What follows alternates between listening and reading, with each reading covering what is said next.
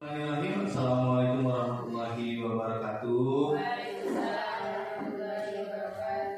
Terima kasih atas kehadirannya teman-teman di sore hari ini.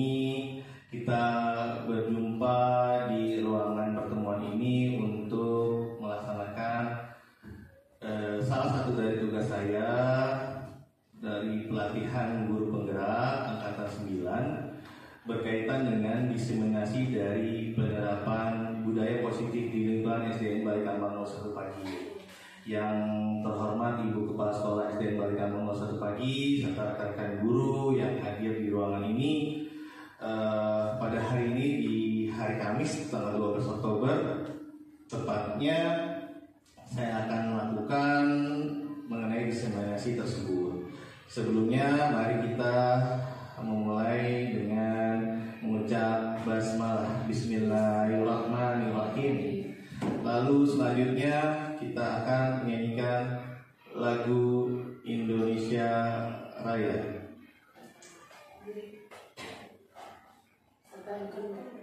Peserta diharapkan berdiri.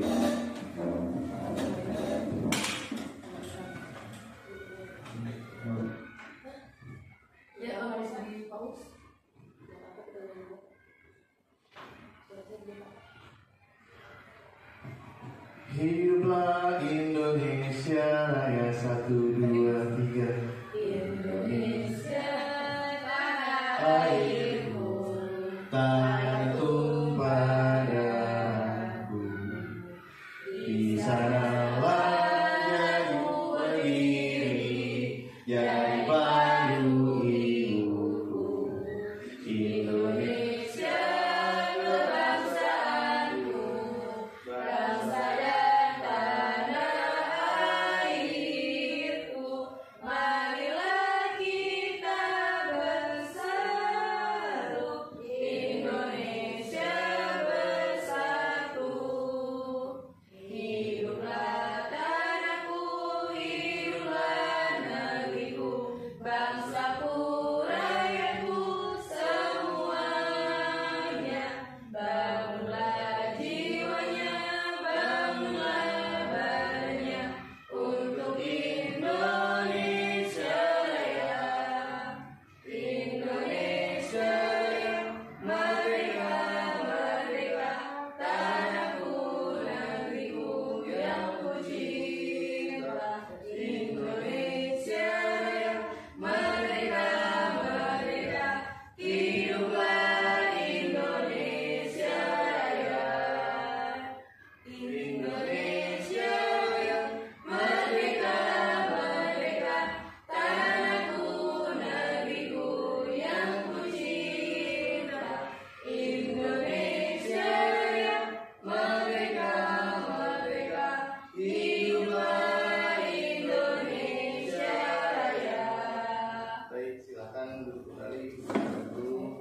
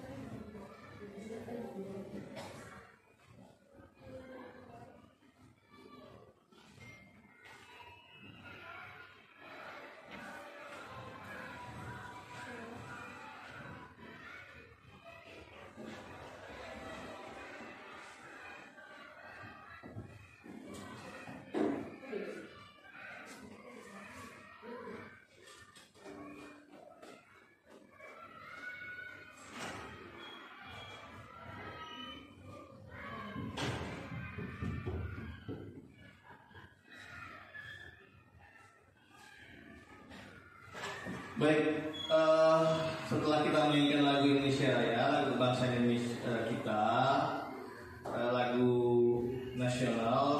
Nah, lalu kita lanjutkan mengenai filosofi dari pemikiran Ki Hajar Dewantara.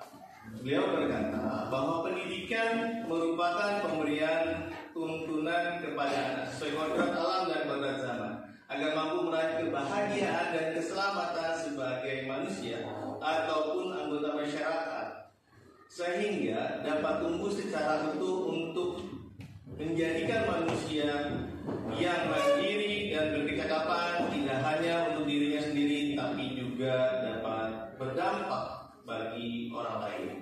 Nah, kodrat zaman dan kodrat alam ini berkaitan dengan bagaimana seorang anak ini dapat tumbuh sesuai dengan proses tumbuhnya tanpa kita paksakan untuk bagaimana si anak ini bisa berkembang sesuai dengan karakternya, sesuai dengan kemampuannya. Kita hanya memfasilitasi seperti kertas putih ataupun kertas yang masih samar, kita terangkan, kita kuatkan pewarnaannya agar anak itu pasti menjadi apa yang diharapkan. Itu sesuai dengan kodrat alam.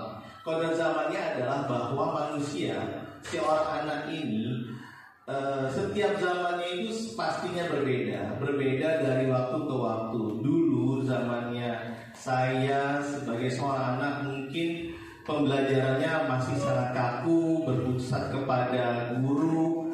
Nah, saat ini adalah berorientasi kepada anak, lebih mengedepankan bagaimana anak itu bisa tumbuh dan kembang sesuai zamannya. Saat ini adalah zaman anak-anak yang memang agak sedikit kita bantu untuk berpikir kritis, bernalar positif, bersikap baik, agar nanti saat di masyarakat mereka dapat bermanfaat bagi lingkungannya atau bagi orang lain.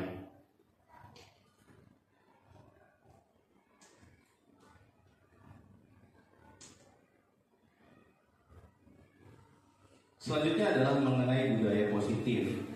Dalam kehidupan, pengajaran atau pendidikan di sekolah maupun di kelas, budaya positif merupakan nilai-nilai atau kebiasaan-kebiasaan di sekolah yang berpihak kepada murid, agar mereka dapat mengembangkan minat, bakat, dan potensi yang ada pada diri mereka, serta dapat menimbulkan rasa senang, aman, dan nyaman saat pembelajaran. Selain itu, budaya positif juga mampu mendorong murid berpikir dan bertindak secara merdeka, mandiri, bertanggung jawab sesuai dengan 6 dimensi profil pelajar Pancasila. 6 profil pelajar Pancasila seperti berpikir kritis, nasionalis, juga lain sebagainya yang terdapat di dalamnya. Hal ini akan memanfaatkan diri mereka untuk memiliki ke-6 sifat tersebut. Oleh karena itu, mari kita bisa kembangkan ke-6 dari prinsip profil pelajar Pancasila, yang mana konsep utama budaya positif tadi mengedepankan pada paradigma belajar, disiplin positif, motivasi perilaku manusia, kebutuhan dasar, posisi kontrol restitusi, keyakinan kelas, dan segitiga restitusi. Nah, budaya positif ini terdiri dari konsep ke-7 poin ini terbentuknya gitu ya, dari paradigma belajar, bagaimana pandangan belajar tersebut membangun disiplin positif agar anak itu senantiasa memiliki pembiasaan yang rutin dan bertanggung jawab terhadap dirinya saat pembelajaran dan saat belajar di mana saja dan kapan saja, kebutuhan dasar manusia, serta posisi kontrol restitusi mengenai perbaikan pemulihan setiap adanya masalah yang muncul bagi pada anak. Keyakinan kelas, setelah kita buat kesepakatan kelas, maka keyakinan kelas ini bisa dibentuk. Keyakinan kelas ini bisa kita perluas menjadi keyakinan sekolah, yakni bagi para warga yang ada di sekolah kita, khususnya bagi guru, bagi pegawai tenaga pendidikan. Nah, ini bisa kita bangun kesepakatan agar memunculkan motivasi secara intrinsik untuk membangun diri mereka, harapan mereka untuk berbuat positif dan baik. Lalu segitiga restitusi mengarahkan kepada bagaimana proses pemulihan itu dari adanya masalah, pencarian masalah yang muncul agar didapatkan solusi yang tepat, lalu direfleksikan apakah solusi yang tepat tersebut sudah sesuai dengan jalurnya atau tidak, seperti itu. Nah, yang pertama adalah perubahan paradigma belajar. Untuk mewujudkan budaya positif sekolah, Dituntut untuk mampu menyediakan lingkungan yang mendukung agar setiap warganya dapat membangun karakter positif dan mengembangkan potensinya dengan maksimal. Sekolah yang aman dan nyaman ini akan sangat mampu menciptakan budaya positif di lingkungannya. Budaya positif ini dicerminkan dari perilaku warga sekolah setiap harinya yang merupakan hasil dari pembiasaan-pembiasaan yang kita lakukan setiap hari dari Senin sampai dengan Jumat yang disepakati bersama yang melalui disiplin positif tersebut. Kesimpulannya adalah bahwa untuk membangun budaya positif di sekolah dibutuhkan adanya kolaborasi antar semua warga, antar semua stakeholder di sini, baik guru, orang tua, murid, serta warga sekolah lainnya, sehingga seorang guru ini bisa menimbulkan dampak melalui suri tauladan yang ditampilkan, yang diberikan bagi para siswanya, sehingga kegiatan itu bisa ditumbuhkan melalui kegiatan-kegiatan pembiasaan, program-program yang sesuai dengan visi dari sekolah dan juga visi yang mencakup profil pelajar Pancasila tersebut. Nah, kita bisa ilustrasikan bahwa yang pertama ini adalah Bapak Ibu silahkan berpasangan dengan teman sebelahnya, tentukan A dan B sebelahan, ya Bapak Ibu boleh bersebelahan. Yang A silahkan kepalkan tangan sekuat tenaga dan anggaplah di dalam kepala itu adalah sesuatu yang sangat berharga di hidup Anda, sehingga Bapak Ibu akan berusaha sekuat tenaga untuk menjaganya. Pasangan sebelahnya Anda, yakni yang B, silakan berusaha membuka kepala tangan A dengan cara apapun, seperti memaksa, merayu, menghakimi, menggoda, mengelitiki, membujuk atau mengintimidasi. Silakan Bapak Ibu dicontohkan. Ayo, silakan temannya bisa bersebelahan untuk membukanya. Apakah Bapak Ibu A membuka kepalanya? Cukup sulit pastinya ya, cukup sulit pastinya. Betul tidak Bapak Ibu? Iya, betul sekali. Iya, karena kenapa? Karena disinilah Bapak Ibu bagi si A ini, ya, yang mengepalkan tangan itu memiliki harapan, sesuatu yang berharga, ibaratnya emas dipegang ini, mau diambil orang. Nah, gak mungkinlah kita akan mudah untuk melepaskannya, kecuali ada sesuatu yang lebih berharga untuk kita lepaskan, seperti itu. Contohnya mutiara atau permata. Nah, menurut Dr. William Glasser dalam kontrol teori meluruskan beberapa miskonsepsi tentang kontrol. Yang pertama adalah ilusi guru mengontrol murid. Yang kedua adalah ilusi bahwa semua penguatan positif efektif dan bermanfaat. Yang ketiga adalah ilusi bahwa kritik dan membuat orang merasa bersalah dapat menguatkan karakter. Dan yang keempat adalah ilusi bahwa orang dewasa memiliki hak untuk memaksa. Ini kesalahannya di sini. Walaupun tampaknya, untuk yang pertama adalah walaupun tampaknya guru sedang mengontrol perilaku murid, tapi hal demikian yang terjadi murid itu, ya, merasa bahwa sedang mengizinkan untuk dikontrol.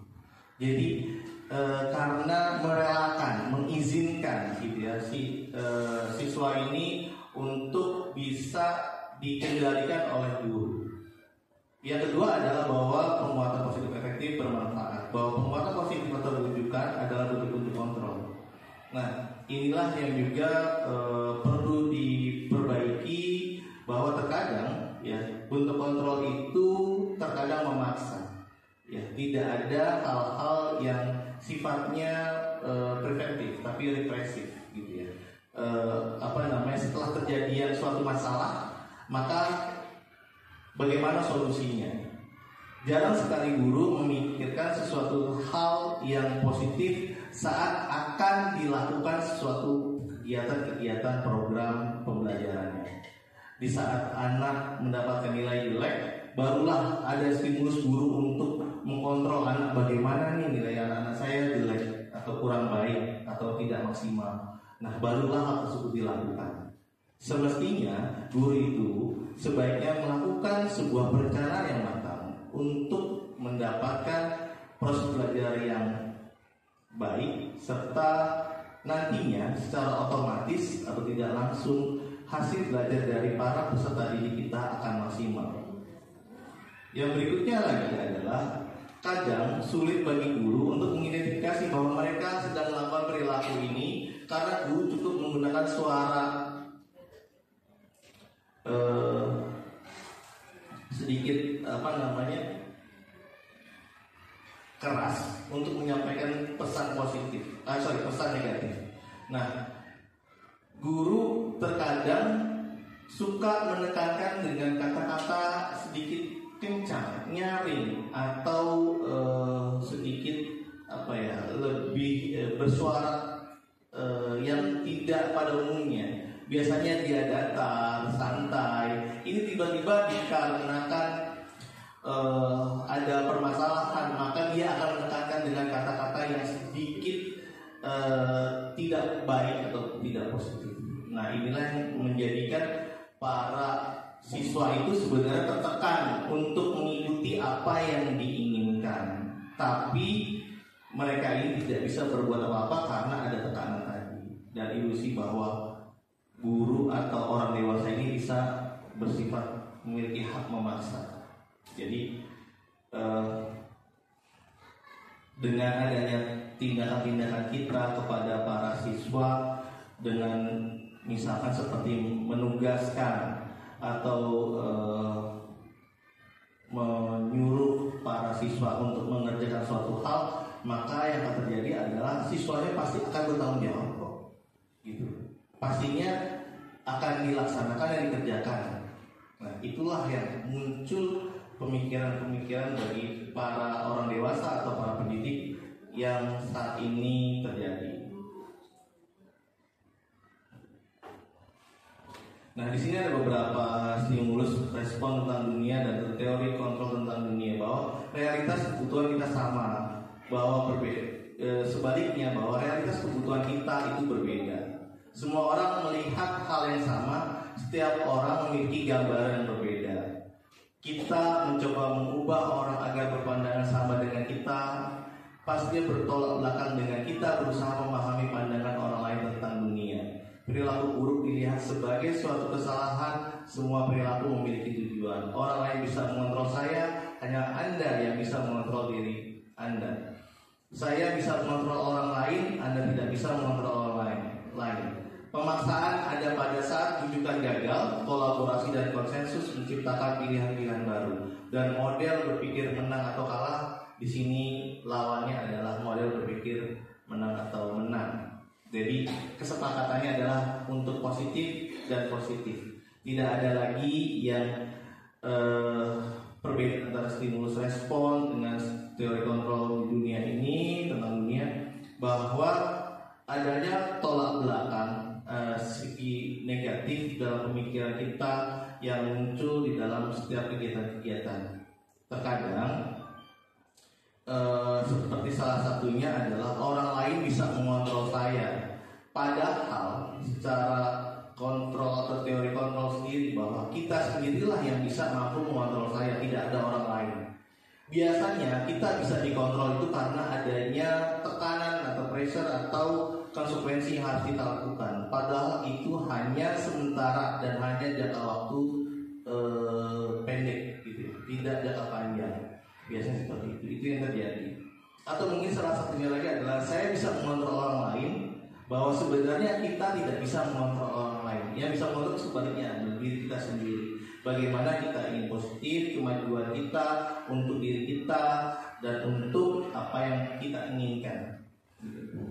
Dan kadang kita ada model berpikir menang kalah, padahal sebenarnya kalau segi positifnya kita bisa berpikir bahwa kita punya visi untuk menang dan menang, tidak ada menang dan kalah. Kalau menang dan kalah itu menjadi prinsip winning or losing, kalah menang menjadi hitam putih yang semestinya menjadi putih dan putih, atau hitam dan hitam.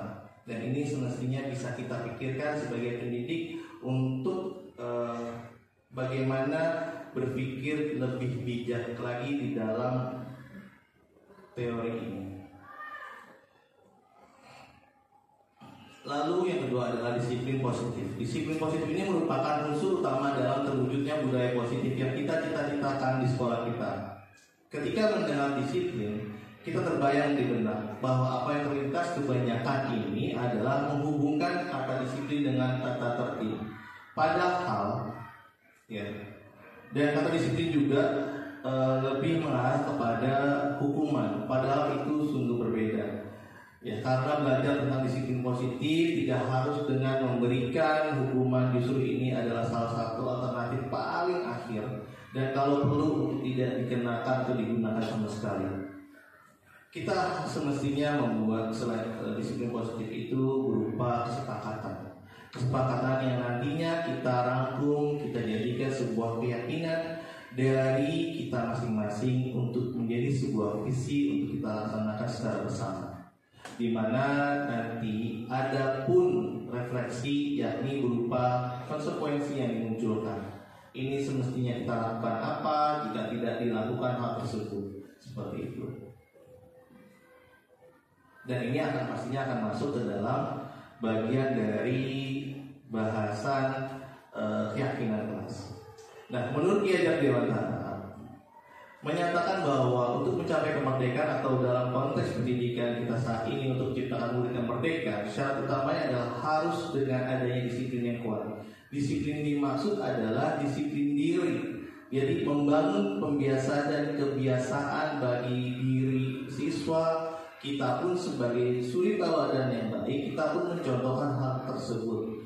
Jadi kita sebagai ing ngasuh sum tulodo, ing madil manungkaso dan tuguri handayani, di depan kita menjadi panutan, di tengah kita memberikan semangat bagi anak, dan di belakang kita memberikan dorongan agar anak-anak tersebut bisa maju sesuai dengan kodrat alam dan kodrat zamannya si anak. Nah, nilai kebajikan universal, yakni yang kita sebutkan sebelumnya adalah profil pelajar Pancasila, di mana terdapat ada 6 nilai kebajikan universal. Yang pertama adalah beriman bertakwa kepada Tuhan yang Maha Esa, berkebinekaan global, bergotong royong, kreatif, benar kritis, dan mandiri.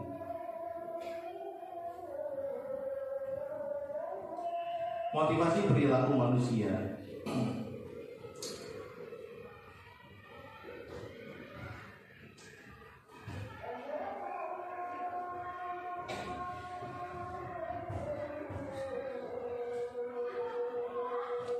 Motivasi perilaku manusia.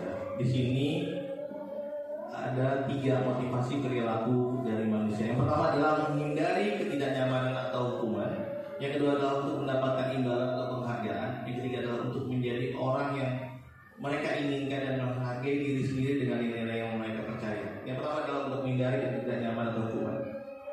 Motivasi ini muncul biasanya di saat sedang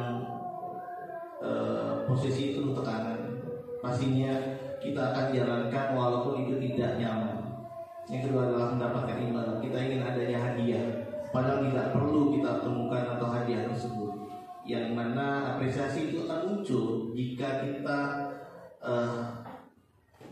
lakukan sesuatu itu dengan baik dan dengan tanggung jawab. Yang ketiga adalah menjadi orang yang mereka inginkan dan menghargai diri sendiri dengan nilai yang mereka percaya. Nah, ini lebih positif. Dari segi positifnya, ini yang paling positif, yakni kita bisa memberikan motivasi diri kita untuk kebersamaan, keberlangsungan, ketercapaian dari apa yang diharapkan oleh orang lain. Agar apa yang kita lakukan itu mereka memiliki trust atau kepercayaan. Agar mereka pun juga apa yang kita rencanakan ini sesuai dengan visi kita, sesuai dengan apa yang kita cita-citakan. Sehingga pastinya kedepannya itu akan tercapai dengan sebaik mungkin.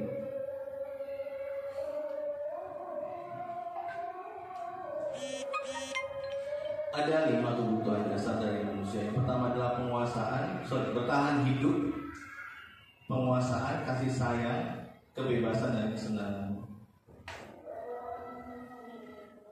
Yang pertama itu adalah contohnya, sebagai contoh ini kasus yang terjadi bahwa Tuhan di kelasnya sebagai guru kelas 2A di Balai Kandung 1 sedang bingung menghadapi ulah salah satu anak, gitu ya, namanya Juan.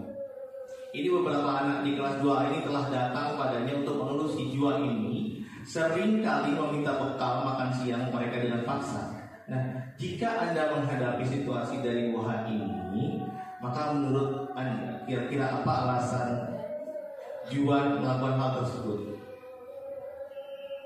Yang pertama adalah kebutuhan bertahan hidup. Menurut Juan, saya lapar dan orang tua tidak membawakan bekal makan siang. Lalu yang berikutnya adalah bahwa kasih sayang dan rasa diterima, kebutuhan untuk diterima. Nah, di sini menurutnya bahwa saya senang nih teman-temanku jadi memperhatikanku, butuh kayak apa sih, perhatian khusus gitu ya. Oh, dibunyikan namanya si Juan ini.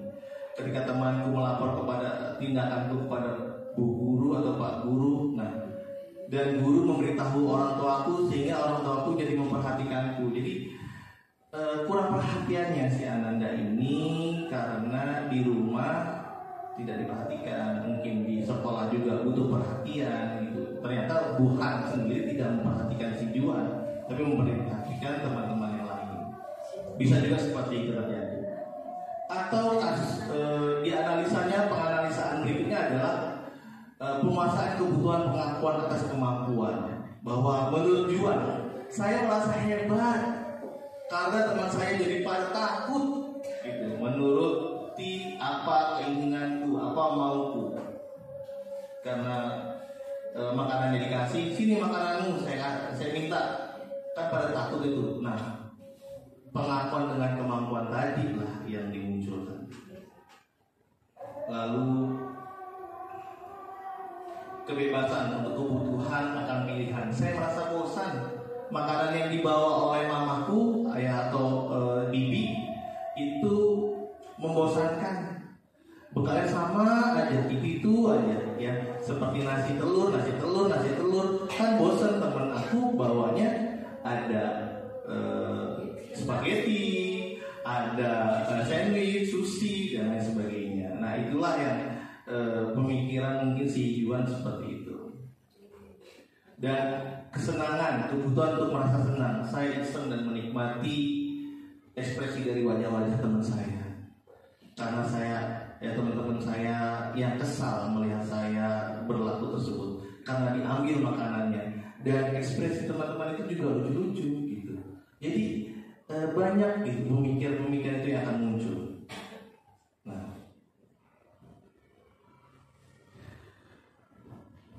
dari sini bisa dicarikan solusi dengan misalkan gitu ya, ibu guru bilang aku tidak boleh bersenandung sewaktu mengerjakan tugas, katanya kelas harus tenang, tidak ada suara, kan nggak seru jadinya. Nah, ini contoh kesenangan lain dari di luar dari kasus Juan tadi. Atau mungkin dari yang disampaikan oleh ibu guru seperti ini, kasih sayang dan rasa diterima kepada contoh anak lainnya.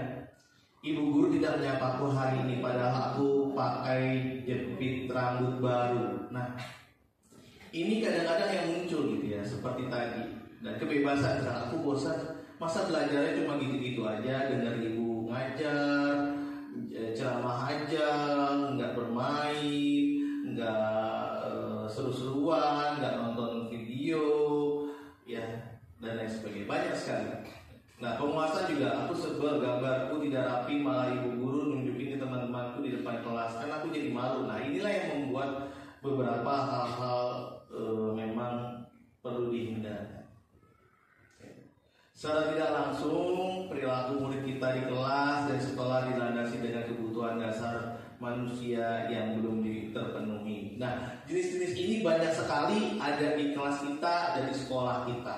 Seperti itu pastinya. Enggak hanya kasusnya Wuhan dengan si Juan, tapi juga kelas-kelas lain yang akan terdampak demikian. Yang kelima adalah mengenai posisi kontrol restitusi. Ada penghukum, pembuat merasa bersalah, teman, pemantau, dan manajer. Manajer ini adalah level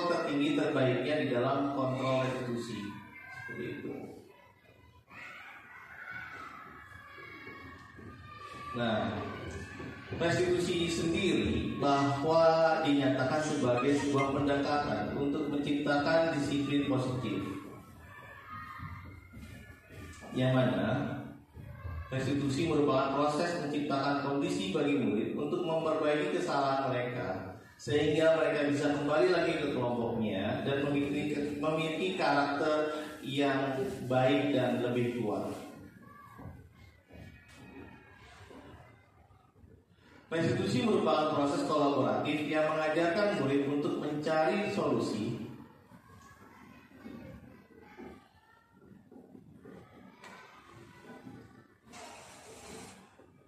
sebuah masalah yang muncul, membantu murid dalam berpikir tentang orang seperti apa yang mereka inginkan dan bagaimana mereka memperlakukan orang lain. Ini menurut Ustaz.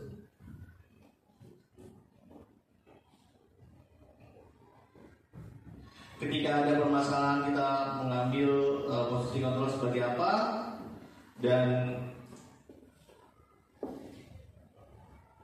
di sini kita berfungsi sebagai manajer, yakni yang mengontrol semua perilaku dari para siswa kita. Nah,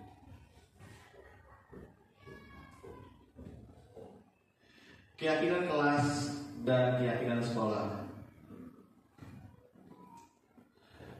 Keyakinan kelas, jika peraturan kelas dan sekolah memiliki konotasi negatif seperti adanya dilarang, keyakinan kelas itu dan keyakinan sekolah itu bertujuan untuk memancing murid atau warga sekolah agar memiliki nilai-nilai keyakinan untuk menimbulkan motivasi intrinsik berbuat lebih baik dan lebih positif.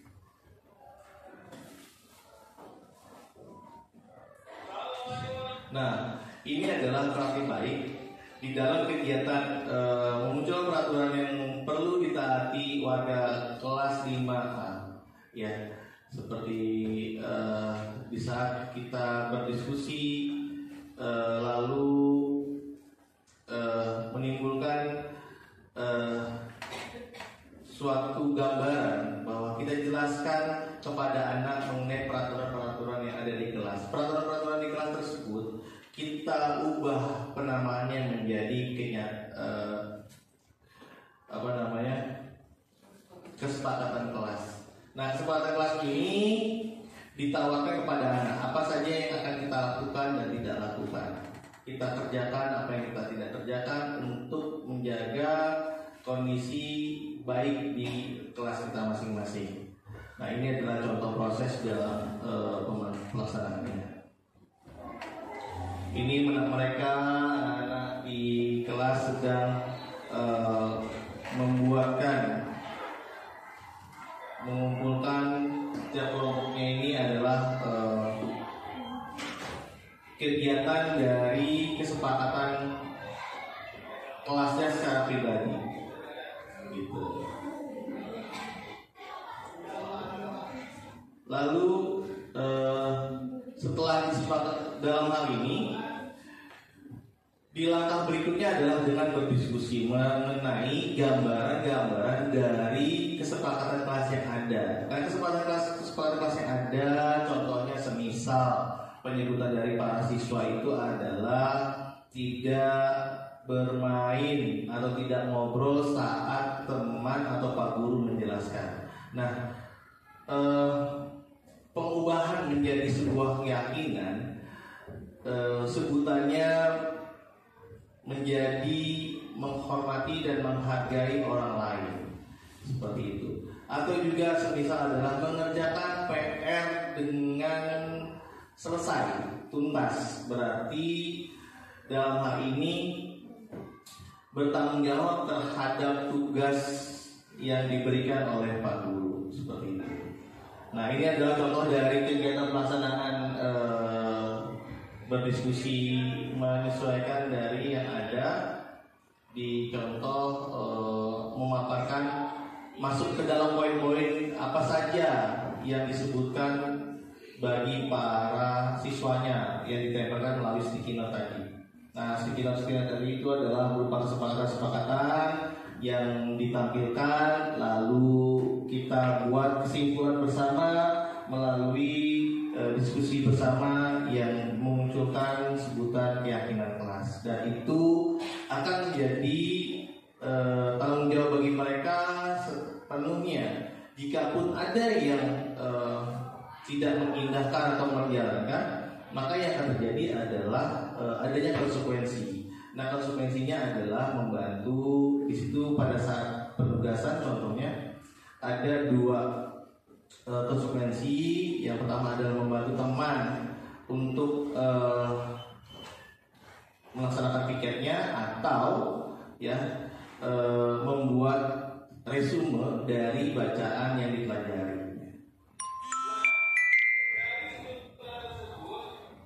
Nah, ini contohnya kegiatan tadi sebagai refleksi dan pembahasan. Nah, ini merupakan contoh dari yang kemarin dibahas oleh teman-teman bersama para guru mengenai kesepakatan dari sekolah. Ya, bagaimana kita membuat suatu contoh kesepakatan yang ditampilkan, kesepakatannya apa saja, konsekuensinya bagaimana, dan dari beberapa komponen yang merah itu merupakan kesepakatan dijadikan sebuah keyakinan sekolah bahwa kita munculkan bunyi disiplin, tanggung jawab, menghormati dan menghargai, 5S, lalu juga bekerja sama dan komunikatif. Jadi tidak contohnya semisal adalah pada saat kepala sekolah yang menjelaskan tidak ada lagi yang sedang bermain handphone atau berbicara bersama temannya sebelahnya, atau mungkin istirahatkan atau tidur. Nah, inilah tindakan-tindakan yang salah satunya disepakati. Bahkan juga tepat waktu itu merupakan contoh dari disiplin, gitu ya, untuk bunyi dari keyakinannya yang ada. Nah, ini teman-teman ada tampil, ini ada Pak Rahman, Bu Elida, ini sedang menampilkan. Ini setelah teman-teman menempelkan, di sini terdapat kesepakatan, dan ini proses setelah selesainya pembuatan atau pelaksanaan kesepakatan keyakinan sekolah. Ini foto teman-teman, ada Pak Dwi, Pak Rahman, Bu Aziza, Bu Han, Bu Eka, dan Bu Tia. Nah, seperti itu. Nah, berikutnya adalah segitiga restitusi. Segitiga restitusi ini berkaitan tentang mengenai bagaimana validasi dari tindakan yang salah terhadap si siswa tadi. Nah, lalu meyakinkan apakah yang dilakukan tersebut sudah baik atau tidak. Kalau misalkan hal tersebut dilakukan ternyata salah, maka bagaimana cara solusi yang kita lakukan untuk memperbaiki masalah tersebut agar menjadi lebih baik lagi. Setelah kita laksanakan cari solusi, lalu kita stabilkan dengan mengevaluasinya dari waktu ke waktu agar hal tersebut tidak terjadi lagi. Nah, contohnya misalkan ada contoh dari sebuah restitusi, nanti kita akan simak. Restitusi di sini sendiri adalah sebuah pendekatan untuk menciptakan disiplin positif, yang mana di sini ini sebuah contohnya bahwa dalam hal ini secara singkat saya jelaskan, si Ananda dari Alfi ini ada masalah dikarenakan diejek atau dihina oleh teman kelompoknya. Teman kelompoknya menghina, menjauhkan dirinya dari teman kelompoknya karena pada saat membacakan undang-undang dasar yang di upacara kemarin itu diledekin, katanya suaranya itu naik turun, ya, napasnya juga terengah-engah, sudah kelelahan. Nah, ini akhirnya ya Ananda Alfi ini cerita masalahnya apa dan lain sebagainya. Lalu setelah sudah cerita masalahnya apa, dan dicari solusinya dengan siapa tokoh-tokohnya yang mengajak Ananda Alfi ini untuk dijauhkan, gitu ya. Oh, ternyata ada 2 orang tokohnya nih, si Faiz dan Nuna. Ini ada Nuna dan Faiz. Nah, Nuna dan Faiz ini adalah teman-teman yang meledekin di kelompoknya untuk dijauhin. Jelek banget kayak gitu. Kasihan banget gitu. Nggak usah ditemenin, orang bacanya aja nggak bisa. Saya malu punya temen kayak gitu. Gitu dia ngomongnya beneran. Akhirnya setelah dikumpulkan dan selesaikan masalahnya, pada akhirnya si Nuna dan Faiz mengakui kesalahannya bahwa perbuatan tersebut tidak baik, dan salah satu indikasi dari bullying secara verbal, pada akhirnya mereka berminta maaf kepada Alfi tersebut. Dan pada akhirnya setelah diselesaikan masalahnya, ini ada hasil dari ini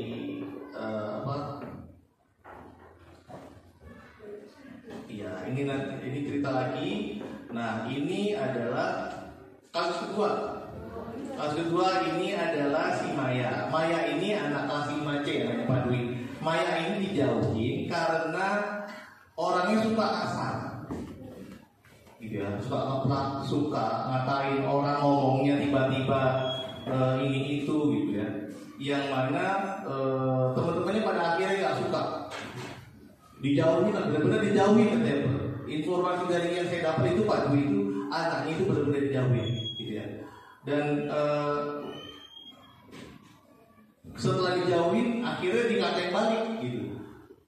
Dan ini sebenarnya dirinya ini ya sebenarnya pelaku maupun korban, jadi pelaku juga korban juga, gitu. Sebenarnya dia ini bersalah juga sebenarnya dalam proses kenapa teman-temannya pada dijauhin. Tapi kasusnya adalah dia karena bersikap kasar dan tidak bersikap bekerja sama dengan teman-teman, gitu ya. Lalu teman-temannya ngata-ngatain, dijauhin, terus ada tindak-tindakan yang mengenakan. Akhirnya dia mau pindah tuh kelas 5A akhirnya. Iya, dia minta, orang tuanya minta. Akhirnya saya selesaikan ke Pak Dwi untuk saya bantu carikan solusinya, gitu ya. Nah, setelah saya cari solusinya, dia dipanggil teman-temannya yang khususnya yang merundung atau yang mengajak nih. Tokoh utamanya ada ini sedang nangis, tokoh utamanya. Nah, ini teman-temannya. Ini yang teman-temannya yang mengajak sebagai motornya, gitu ya. Saya tanyakan, apa yang kamu lakukan itu baik tidak, gitu ya. Saya tanyakan seperti itu. Walaupun temanmu suka kasar, ngomongannya tidak ngenakin, ya kadang-kadang soalnya iya Pak, katanya si Maya itu ngomongnya miskin lo, yatim lo, kan itu menjadi apa ya, menjadi teguran tersendiri. Teman-temannya akhirnya kan marah. Akhirnya ya udah, main teman itu, temen kan, ditemenin. Tapi kan saya bilang, walaupun temanmu Maya seperti itu, tapi setidaknya hal tersebut tidak kamu lakukan, ya. Mereka bertiga ini akhirnya mau secara langsung karena perbuatan yang memang mereka lakukan itu salah juga untuk memotori teman-temannya untuk tidak atau ngasingin ke si Maya ini. Ya sudah, akhirnya si Maya, mereka bertiga ini minta maaf ke Maya secara langsung, dan Maya pada akhirnya juga menerima. Di hari berikutnya Maya tidak masuk. Saya menyampaikan kepada teman-teman bahwa tidak boleh ada tindakan bullying baik secara verbal maupun secara fisik atau dalam kategori non verbal sih. Kita sama-sama teman. Apakah apa yang kita lakukan ini sudah baik? Tidak. Kalau kalian lakukan baik, tidak. Oleh karena itu sudahlah, kita harus kompak. Ya, betul tidak kompak? Betul. Lalu bagaimana kita ini kemayanya? Ya ampun Pak, baikkan lagi. Ya bagus, betul seperti itu. Nah, akhirnya Maya dan Alfi bisa terselesaikan masalahnya setelah hal tersebut. Gitu. Nah, di sini ada testimoni dari Maya.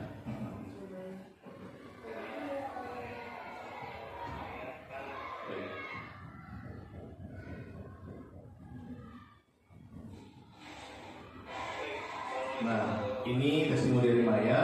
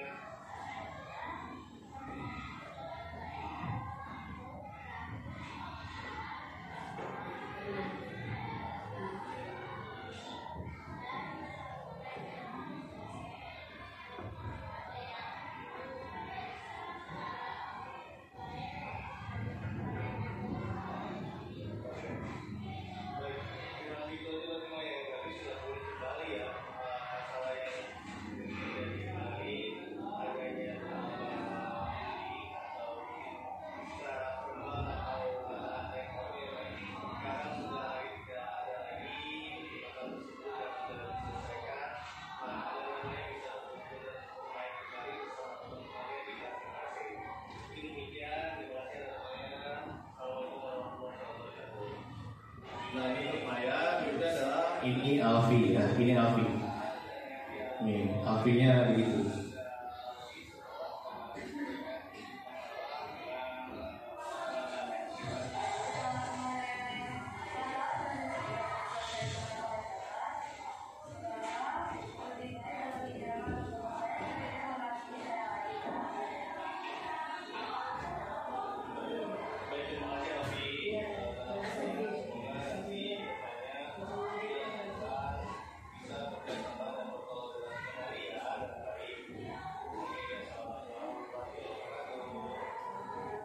Nah, ini bapaknya anak-anak. Jadi seperti itu ya Bapak Ibu guru, dokter dari institusi, tiga institusi dari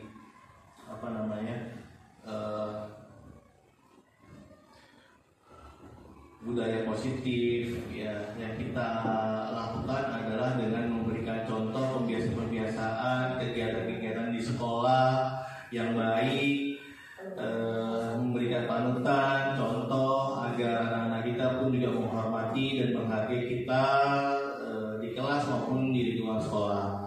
Nah, dalam hal ini bisa kita simpulkan bahwa mari bersama-sama kita wujudkan budaya positif di kelas dan di sekolah dengan menerapkan disiplin positif yang memunculkan motivasi perilaku secara intrinsik dalam memenuhi kebutuhan dasar dengan bertindak sebagai manajer kelas yang berpegang kepada keyakinan kelas. Nah, dari sini ada yang ditanyakan Bapak Ibu. Baik, coba.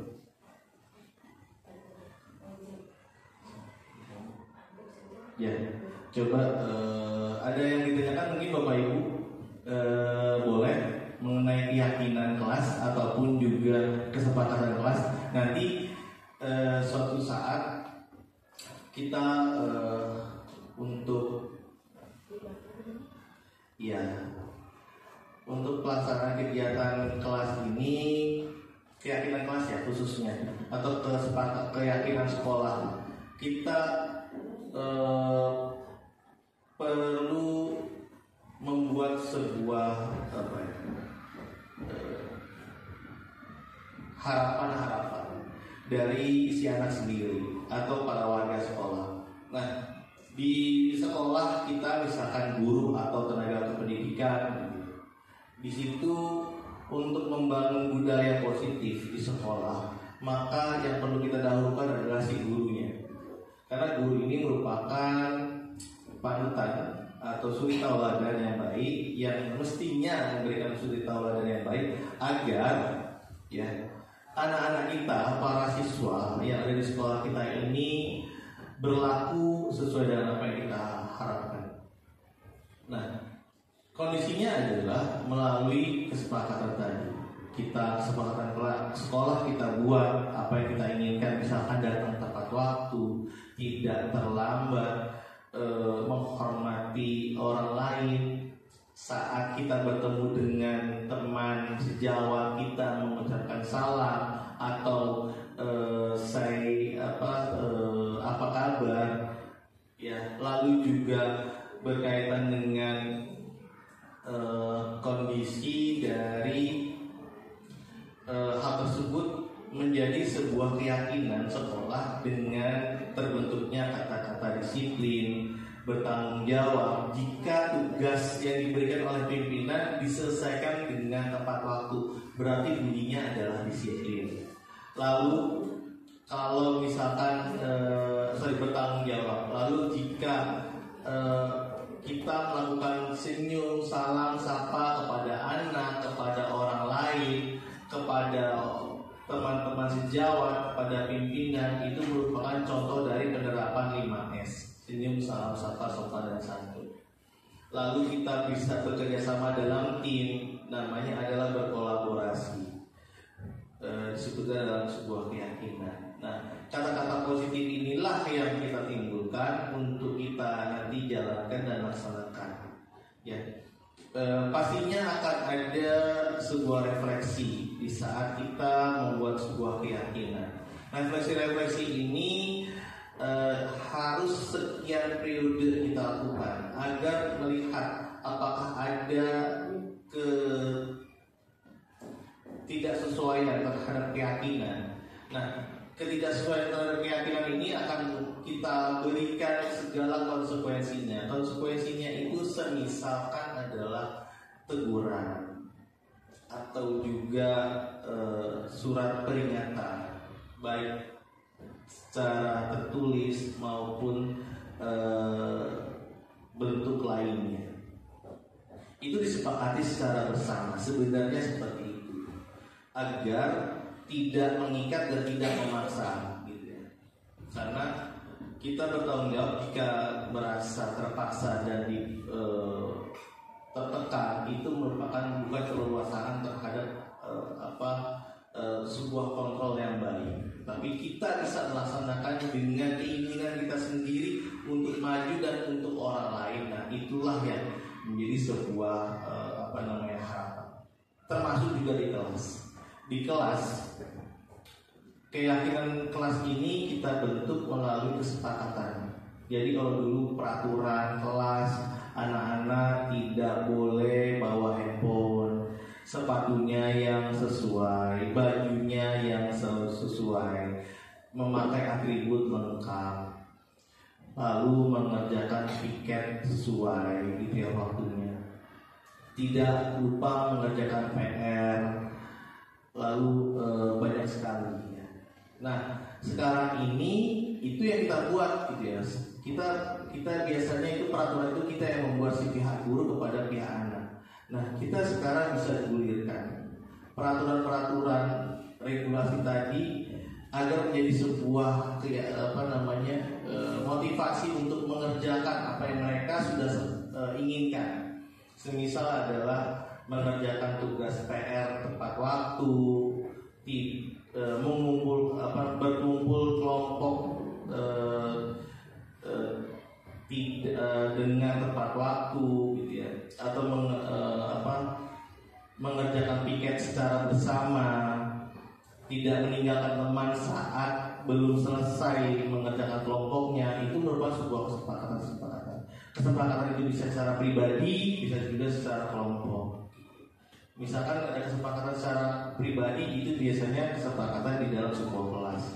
Kesepakatan secara kelompok itu untuk hal-hal yang berkaitan dengan pembentukan kelompok, sehingga kelompoknya tersebut adalah bisa dinamis, bisa baik, gitu ya, bisa terjalani dengan sesuai dengan harapan.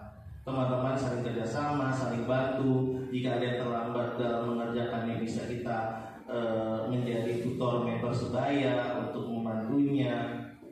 agar semuanya ini berjalan dengan seiring sejalan, berjalan dengan sesuai tracknya. Lalu segitiga restitusi ini adalah pemulihan proses yang tidak baik menjadi lebih baik. Kita cari tahu dulu akar masalahnya apa dari setiap anak, dari setiap permasalahan mungkin pekerjaan. Lalu kita carikan solusi yang tepat apa saja dalam proses berpikir. Kita tawarkan kalau segitiga restitusi ini kepada anak, berarti apakah yang sudah dilakukan oleh si anak ini benar atau tidak. Kalau misalnya tidak benar, katanya misalkan ucapannya, lalu bagaimana yang benar? Menurut kamu mana yang benar? Apakah baik kamu, contoh gitu, apakah baik jika kamu ngatain teman kamu, tarik-tarik kerudung temanmu, berbuat mengatain nama orang tua, terus juga ngambil barang temanmu, beberapa contoh itu. Pastinya itu akan dijawab oleh si anak untuk bahwa saya itu tidak baik Bapak. Nah, bagaimana cara terbaiknya adalah dengan kita balikan kembali ke anak bahwa bagaimana cara kamu. Oh, setidaknya saya bisa minta maaf, tidak melakukan kembali, dan memperbaiki apa yang kesalahan untuk tidak mengulangnya di kemudian hari. Nah, inilah komitmen yang dibuat. Baik jika demikian, kamu minta maaf kepada yang bersangkutan. Kalau tidak diulang kembali dan jauhkan apa yang kamu lakukan seperti ini. Nah, inilah yang kita sarankan seperti menjadi orang bijaksana. Ya, seperti itu gambarnya. Dan semua ini akan berlaku jika kita senantiasa mengikuti suri tauladan dari yang diamanahkan Ki Hajar Dewantara. 3 trilogi prinsip pendidikan. Yang pertama adalah Ingarso Sutlodo, Imade Wangkarso, dan Turi Handayani. Ingarso Sutlodo di depan menjadi suri tauladan, Ingmadio di tengah menjadi penyembatan atau memberikan semangat, Ingmadio Mangunkarso di tengah memberikan masukan, dorongan, penguatan, dan Turi Handayani memberikan sebuah motivasi, semangat di belakang siswa untuk melakukan kemajuan seperti itu. Nah, dari sini dari teman-teman Bapak Ibu guru ada yang ditanyakan sebelum kita tutup. Sebentar kita perhatikan waktunya, kurang lebih kita sebentar lagi ya kita selesai materi yang akan saya sampaikan sudah habis. Pada waktu ini ada yang ditanyakan mungkin 1-2 orang dari Bapak Ibu guru, monggo dipersilakan. Mungkin Bu Han ada yang ditanyakan. Oh baik, Bu Alila, silakan maju ke depan Bu Alila. Terima kasih.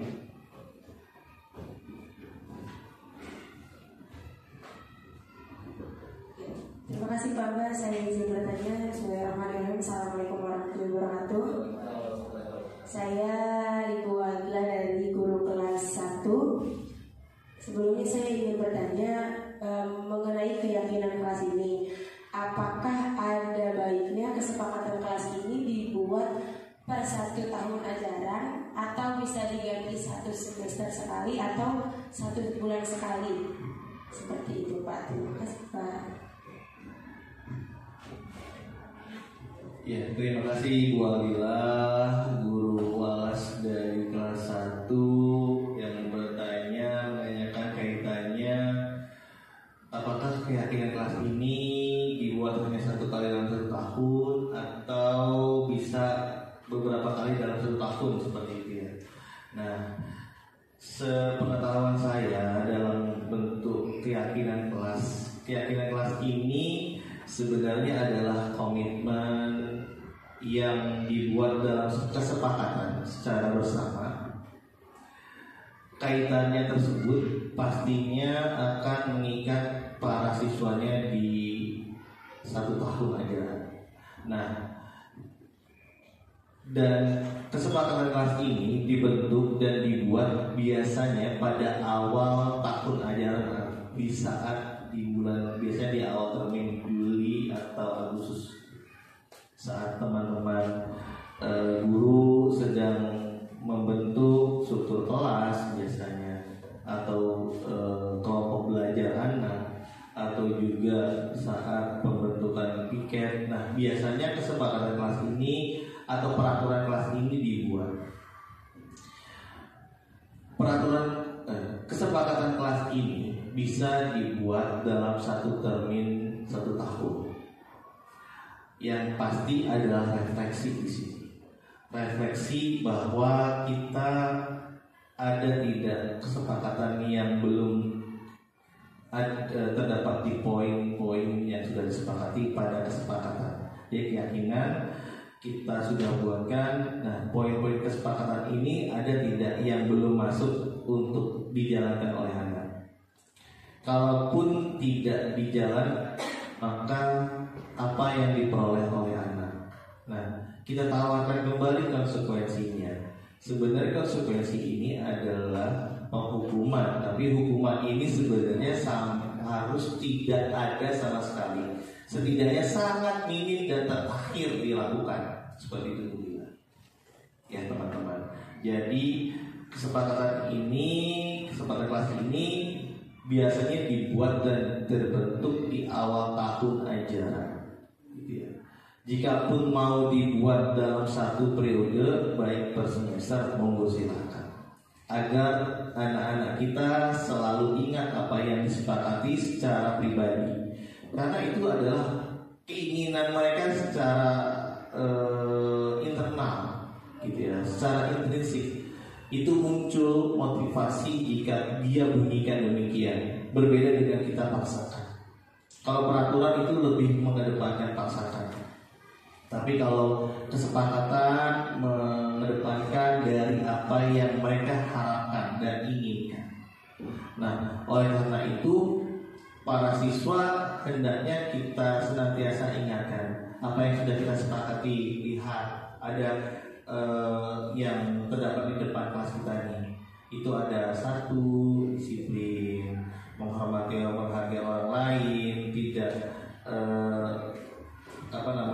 bisa keyakinan gitu ya, disiplin, menghormati, menghargai. Jadi pada saat Islam menghormati, menghargai, ada rincian kecilnya itu, yakni kesepakatan. Misalkan tidak berteriak saat teman menjelaskan di depan, atau saat guru menjelaskan di depan, atau misalkan tidak lari-larian nih saat anak-anak belajar, gitu ya, duduk dengan tertib. Bila memang hal itu memungkinkan adanya mobilitas gerak di kelas, maka ya silahkan gitu. Tapi kalau saat tertib harus duduk dan menyimak serta melihat tampilan yang diberikan, baik itu slide atau video atau PowerPoint dan sebagainya, pastinya anak-anak akan menyimaknya dan diharapkan bisa menyimaknya dengan tertib. Nah, inilah yang ditampilkan, dibunyikan dalam kesepakatan untuk diyakini dijalankan dalam sebuah keyakinan kelas. Jadi bisa saja bila kesepakatan menjadi keyakinan itu dibuat dalam 1 tahun 2 kali bisa, atau 1 tahun 1 kali. Yang terpenting adalah melakukan refleksi untuk mengingatkan. Refleksi itu adalah mengingatkan anak-anak agar menjadi acuan ini yang sudah disepakati, yang menjadikan sebuah keyakinan untuk dijalankan secara bersama oleh teman-temannya.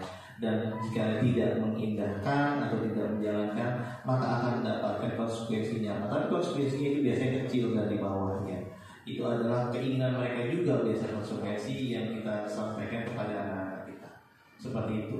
Mungkin gambarannya bisa 1 tahun 1 kali, atau 1 tahun 2 kali dalam periode semester. Seperti itu yang bisa saya tangkap, atau mungkin bisa saya sampaikan kemudian kaitan mengenai pembentukan atau pembuatan keyakinan kelas. Demikian. Mungkin itu. Ada lagi, mungkin 1 lagi dari Ibu Bapak Guru yang sebelah sini sudah, sebelah sini mungkin ada. Monggo silakan. Ayo dipersilakan Bapak Ibu Guru Iya, apa saja nggak apa-apa. Biar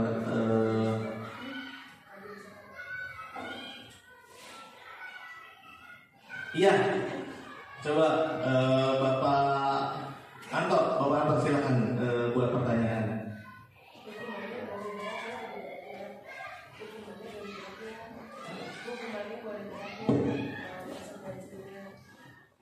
Ya, terima kasih Bapak atas waktunya. Di sini bertanya dalam pemberian hukuman ya, dalam konteks hukum itu kira-kira kita dalam hukum murid kira-kira boleh lama atau enggak Pak? Dan apakah mempunyai dampak apabila lama atau sebentar ya? Itu aja Pak. Terima kasih. Penyebutan hukuman itu sebenarnya tidak etis ya, karena hukuman itu merupakan sebuah konsekuensi. Jadi di sini hukuman, kata-kata hukuman diubah menjadi kata yang lebih positif dengan konsekuensi. Kalau hukuman itu secara pribadi dari guru biasanya, tapi kalau konsekuensi adalah yang ditanggungkan, yang menjalankan adalah si anak. Nah, lama atau tidaknya, berat atau kecilnya adalah sesuai dengan yang disepakati si anak, gitu ya.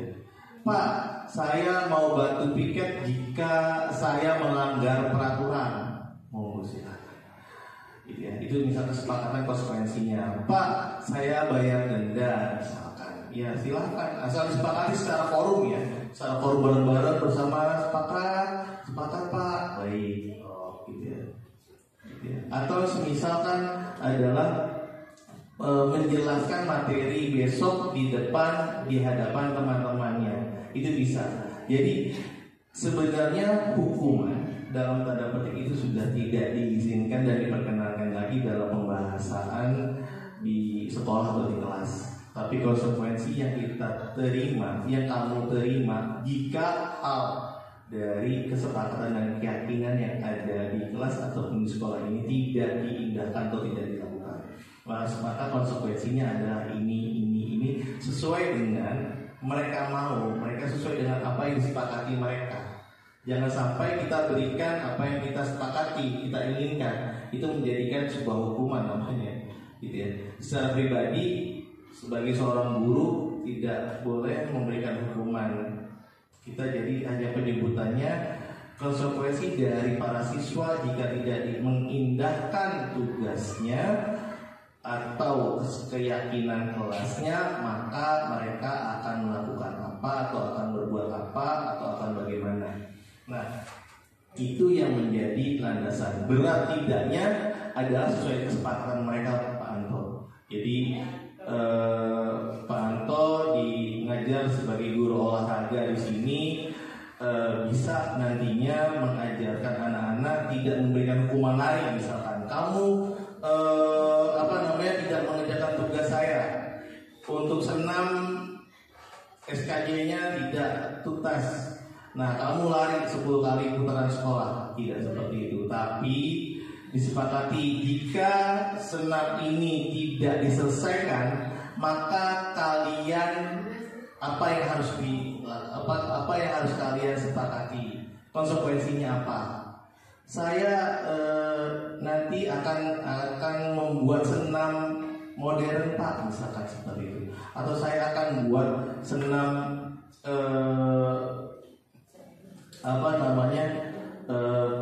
dengan musikal tradisional misalkan seperti itu. Nah, itu bisa dikondisikan dengan para siswanya. Seperti itu ya Pak Anto ya. Bisa dipahami ya Pak Anto ya. Terima kasih banyak. Nah, mungkin ada yang ditanyakan dari Bu Jija, Bu Han, Mabri, Bu Deno, Bu Dina, dan Bu Aldila, Bu Anti. Sudah? Mungkin ada yang ditanyakan? Sudah cukup ya? Baik. Kita tepuk tangan untuk kita semua. Akhirnya selesai juga, ya. Baik, terima kasih untuk waktunya untuk mengakhiri kegiatan diseminasi yang saya lakukan. Mari kita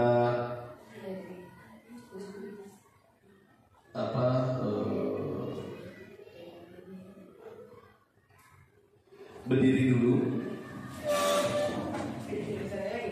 Enggak. Nah, breaking lah. Iya. Iya.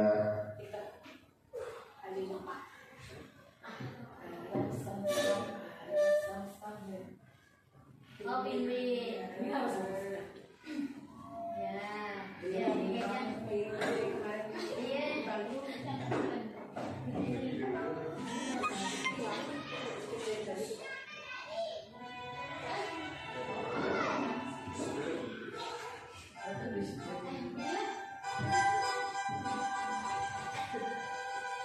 ayo, Pak.